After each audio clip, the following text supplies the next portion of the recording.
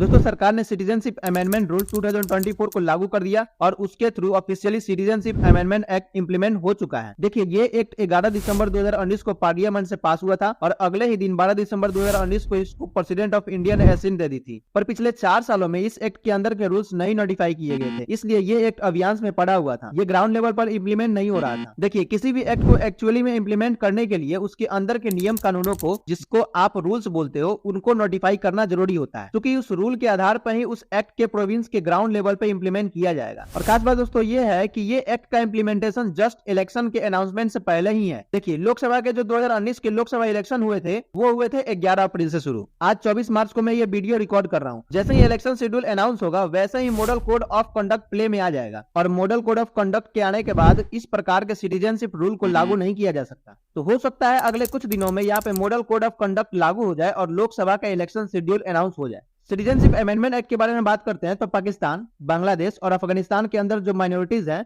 कौन कौन सी है? हिंदू माइनॉरिटी, सिख, बुद्धिस्ट, फारसी, क्रिश्चियन और जैन कम्युनिटी के लोग जिनको प्रोसिक्यूट किया गया है और वो इंडिया की नागरिकता लेना चाहते हैं। और यहाँ पे शर्त यह है कि कट ऑफ डेट से पहले वो इंडिया के अंदर एंट्री मार चुके हैं। कट ऑफ डेट है 31 मार्च 2014। तो एज ए पर section 6B of the citizenship amendment act 2019 उनको भारतीय सरकार के सामने कुछ ऐसे डॉक्यूमेंट पेश करने पड़ेंगे जो कि इस बात को प्रूव करे कि वो इंडिया के अंदर 31 दिसंबर 2014 से पहले एंट्री मार चुके थे। वो पासपोर्ट की कॉपी हो सकती है, वीजा की कॉपी हो सकती है, सेंसर एन्यूमरेटर्स द्वारा इशू किया गया कोई स्लिप हो सकता है, कोई इंश्योरेंस पॉलिसी हो सकती है। बस शर्त यह है कि यह पर्टिकुलर डॉक्यूमेंट इंडियन अथॉरिटीज द्वारा इशू किया गया हो और 31 दिसंबर 2014 से पहले इशू किया गया हो। उसके साथ साथ सिटीजनशिप अप्लाई करने वाले लोगों को पाकिस्तान, अफगानिस्तान या बांग्लादेश के किसी अथॉरिटी द्वारा इशू किया गया बर्थ सर्टिफिकेट को, टेनेंसी रिकॉर्ड को और आइडेंटिटी पेपर्स को इंडियन अथॉरिटीज के सामने प्रेजेंट करना पड़ेगा, ये देखने के लिए कि हाँ भाई ये उन देशों की माइनॉरिटीज हैं और इंडिया के अंदर कोई रेप्यूटेड कम्युनिटी इंस्टीट्यूशन इस बात को सेटिस्फाई करे ऑन पेपर कि हाँ भाई ये लोग हिंदू हैं या सिख हैं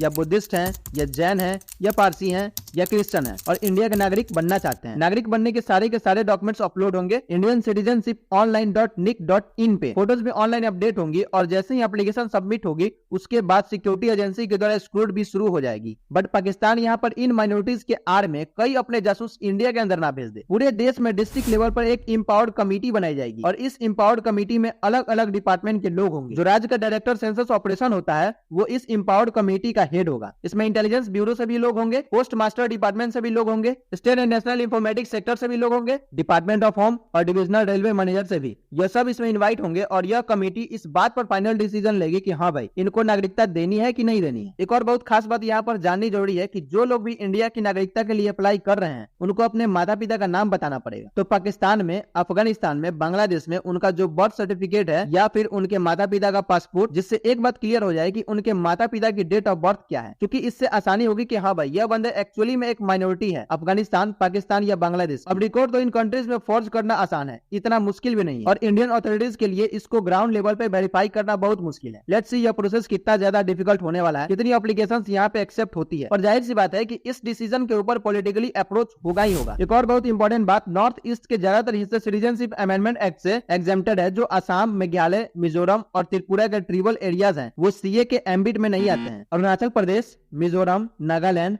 मणिपुर के इलाके सीए के एम्बिट में नहीं आते हैं। आपको पता है नॉर्थ ईस्ट बांग्लादेश के साथ बॉर्डर लगाता है और बांग्लादेश से बड़ी तादाद में हिंदू और मुस्लिम दोनों ही इंडिया के अंदर आके सेटल हुए। तो नॉर्थ ईस्ट में रहने वाले लोग नहीं चाहते हैं कि ना ही हिंदू आए और ना ही मुस्लिम आए बांग्लादेश से। तो जाहिर सी बात है कि माइनॉरिटीज बांग्लादेश से नॉर्थ ईस्ट में सेटल्ड है, उनको इंडिया की नागरिकता ना दी जाए, इसलिए सीए का एप्लीकेशन नॉर्थ ईस्ट के अंदर नहीं है। Thank you for watching this video friends. I hope आपको कुछ ना कुछ नॉलेजफुल लगा हो। व्यू पॉइंट्स नीचे कमेंट बॉक्स में जरूर दीजिएगा और हमारे चैनल पर नए हैं तो चैनल को सब्सक्राइब भी कर लें और वीडियो को शेयर जरूर करें। धन्यवाद।